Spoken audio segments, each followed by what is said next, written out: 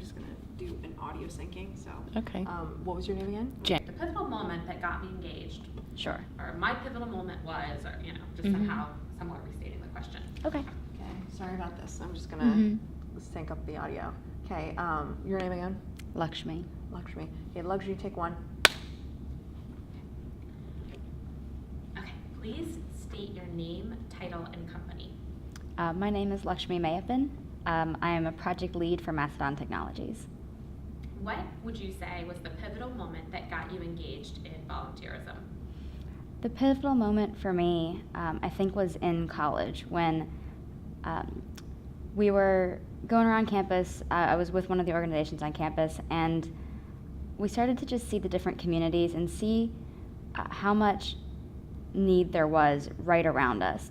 We didn't have to go very far outside of our door to find communities that really just needed help, students who needed opportunities, families who needed support. And so what we did is we decided to bring the whole campus together. The other thing that we saw was the amount of how distraught everyone was within the campus. And I went to George Mason. It was a very politically charged campus, so everyone was very divided. So we decided the one thing that we thought. So that is still going? Do we need to resync or you're good? Resync, actually, possibly. Here, Lakshmi, take two. Okay, what would you say was the pivotal moment that got you engaged in volunteerism? The pivotal moment for me came in college. I went to George Mason University. It was a very politically charged campus, a very distraught campus, and it was right in the heart of a community. And so what I saw when I was there is students who were divided and families right around us in great need. And so myself, along with a group of students, decided to start Love Week GMU. And Love Week was going to be a whole week dedicated to service, to outreach, to fundraising, anything necessary leading up to a big service project. So at the end of the week, we planned ahead and we picked a nation in need. And we decided to reach big. We wanted to go at the level of a nation because that's what would bring an entire campus of 30,000 students together. And so the very first year was Love Haiti, right after the Haitian earthquake. And we were able to pack seeds for families for them to start their own farms, even just in their backyards. And that was something to not just provide food in the meantime, but to help them grow a new business to really thrive. And that year we decided to start, in the beginning of Love Week, we started handing out flyers, and that was the first anyone had ever heard of it.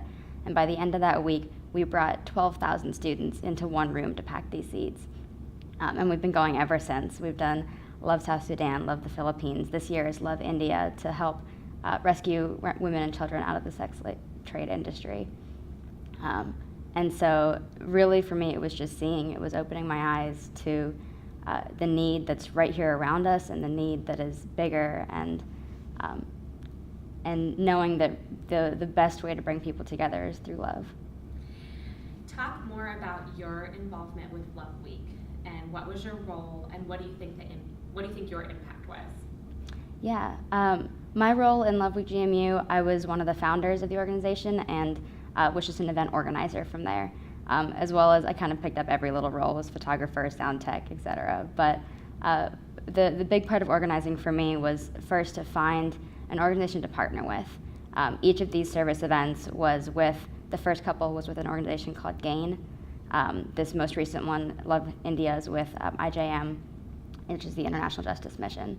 And so it was reaching out, finding reputable organizations that could make real impacting lifelong differences to these communities and to these nations. And so my biggest part was finding that, getting that settled, and then creating our goal for what we wanted to do as a campus. And really just, once Love Week started, I got to just watch it all unfold. Who do you think you've impacted the most through your starting Love Week? Mm-hmm. We never got too much of a chance with Love Week to see our impact. We don't get to go to the nations ourselves and see what's happening. And every once in a while we'll get a letter back, or we'll get to see a little glimpse. But the impact that I've been able to see was on campus. Is, like I said, in a very politically charged campus, and really in a time where social media and everything is very divisive. watching students of every community, every walk of life come together, students who I never thought would be in the same room with each other in other settings, all came to serve and to help. What would you say is a favorite volunteer activity or a moment that will always stick out to you? I love all the light bulb moments. So my favorite moments are always those moments. And so I work with a high school robotics team, and getting to see each and every one of those kids who come through. The students rotate, but our team really stays the same. I love getting to see each of those moments. One of my favorite light bulb moments was a student who was going to be an artist. She was a junior in high school, and that's wonderful. She had a great passion for it and was good at it. But she had decided so much she'd be an artist that she wasn't open to any other life experiences. She wasn't growing anymore. She wasn't going to reach out and try anything else. And so somehow or other, we got her to join our robotics team. And our team is about much more than just the robots. We have an entire graphics team, marketing, finance, sponsorship. And so we're really a small corporation made up of high schoolers. But we brought her in, started to get her involved in some of the technical, some of the graphic design aspects. And one day we were in the school on a Saturday working, and I just saw that light bulb go off. And she goes, I'm kind of good at databases and at statistics. I was like, yeah, I think you actually really are. And then a few minutes later, she goes, I wonder if I can combine that with art. And by the end of the day, she was building infographics about everything on the team. And from there, it just grew. She started to realize there were still new things out there. There was more to learn, regardless if it was within art or not. And so the next year, she started picking up some speaking roles, and she would speak to judges and present for the team in various ways. And by the time she graduated, I got to watch her go off to do her computer science degree at Yale University. And she will always be one of my favorite stories to tell, because all it was an opportunity. She just needed to be open and be given and sometimes even pushed to take hold of opportunities. Can you talk more about what you do with your robotics team? Yeah, so the robotics team that I mentor is called iLight Robotics, and it stands for Inspiring Leaders in Technology and Engineering. And so robotics is really barely even in the name. What we really are doing is we want to inspire these students to be more, and that's why that previous story is one of my favorites. And so I came on the first year as a mentor for kind of the electronics sub-team, where we've split up into smaller teams so that mentors can focus on certain things and students can focus.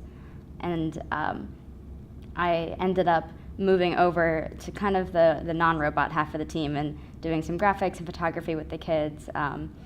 And this year even moved into specifically a role just for outreach events and for organizing outreach events, finding new opportunities, especially international opportunities. I grew up overseas, and so I have a big heart for the other half of the world.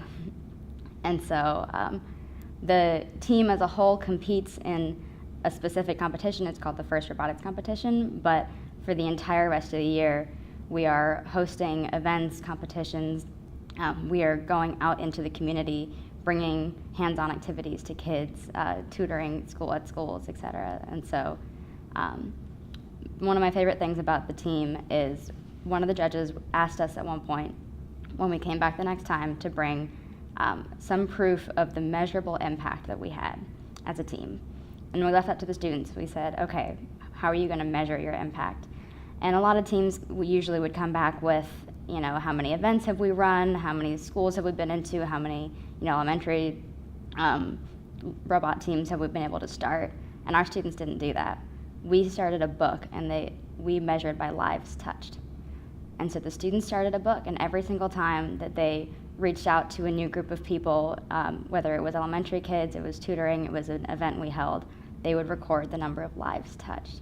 And I think that is so important.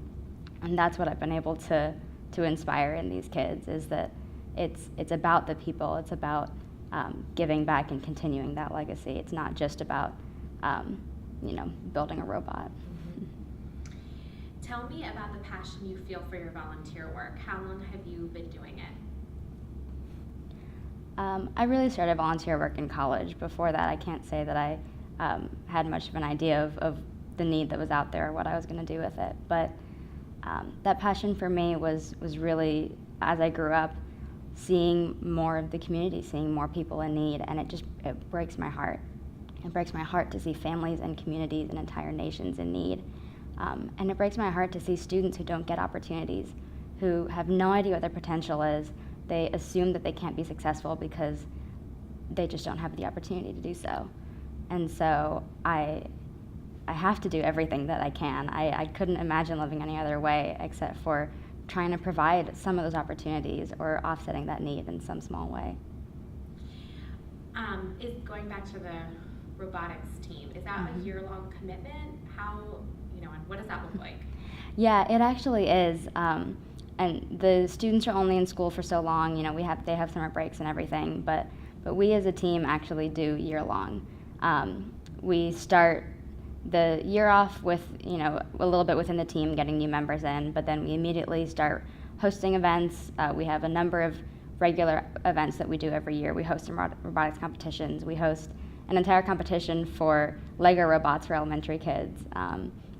And we have a number of different sort of outreach-related events, my favorite being our STEM Expo, which we can talk more about too, but we move into the regular season at some point when we're building our robot and competition season and everything, but our team is so big that meanwhile half the team is still out in the community, making a difference. And so it's an ongoing thing. Even in summers, our students come back and we run summer camps for 3 or 4 weeks in the summer. And most of our students, even though they've graduated high school, they all come back. It's one of our most successful things that we do is a lot of those summer camps. How would you say your experiences have shaped you as an individual? Your volunteer experiences. Yeah.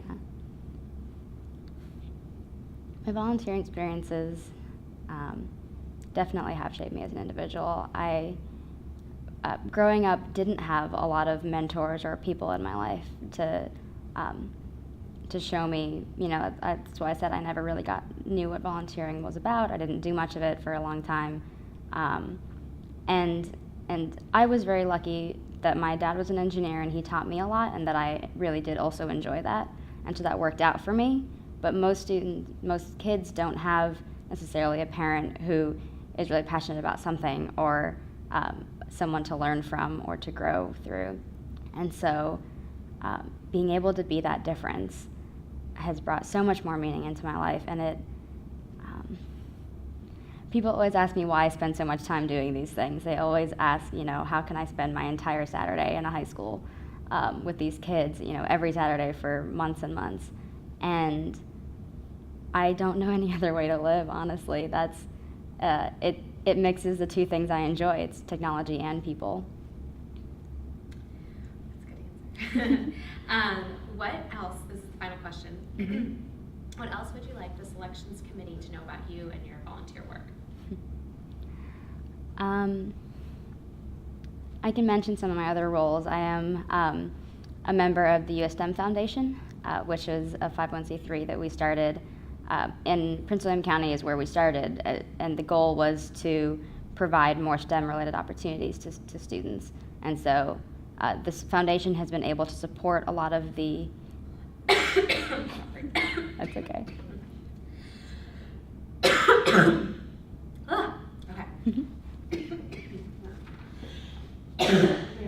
Sorry. It's okay. I don't want to make you take million takes over and over. No problem. Okay. Lakshmi, take 3. Sorry about that. Okay. What else would you like the selections committee to know about you and your volunteer work? I'm a member of the US STEM Foundation. By the end of the week, possibly vice president. And the foundation is a 501c3 that we started out in Prince William County. And we've expanded since then, but we started it really to just benefit students. It was to give them STEM opportunities. And we did a lot of financial support for different events, and we started doing scholarships for students as well. And so I've been really lucky to grow with that organization and to find new opportunities in ways we can help. And with the foundation, as well as with the robotics team, we host an event every year called the STEM Expo. I mentioned it earlier, and it's one of my favorite events. During the STEM Expo, the entire goal is to just bring technology to the community. And the county is not as well off as surrounding counties. We're in a very high-end neighborhood, but really these students don't get the opportunities that they should, whether it's because their parents can't support it financially or just with time or energy or whatever the reason. What we wanted to do is bring everything to their back door. And so we brought in displays from different organizations and university research labs, and we brought in hands-on activities for the little kids.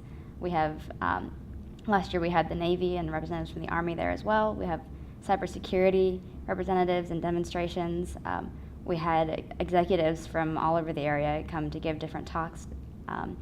We even have a whole section devoted to sustainability. We also had a college fair, a college row. I think we had about 12 universities there last year. And all of these things are just opportunities that these kids probably wouldn't have any other way. For the elementary students, it's the hands-on activities to learn and to grow and to find new things there. For the older students, getting to hear from executives, hear from their role models or people that they then realize can be their role model, and getting to explore those more. And I think the college row is actually really important. A lot of those high schoolers don't have the opportunity to go to college fairs or to visit a lot of colleges or talk to admissions representatives. And so we brought as many as we could right there. And the entire event is free. It's sponsored by the U.S. STEM Foundation as well as some other corporate sponsors. And they don't have to go very far. And so last year alone, last year was only our second annual STEM Expo, and we saw 2,500 people walk through those doors. It's 2,500 lives touched just during one Saturday at a high school. And it will always be one of my favorite events. Of course, we've got year 3 in the works, coming even bigger and better if we possibly can. Anything else? I don't think so. I could talk for days about light bulb moments and stories, but I think those are the important ones. Okay. All right. Thank you. For real, this time. Cool. Third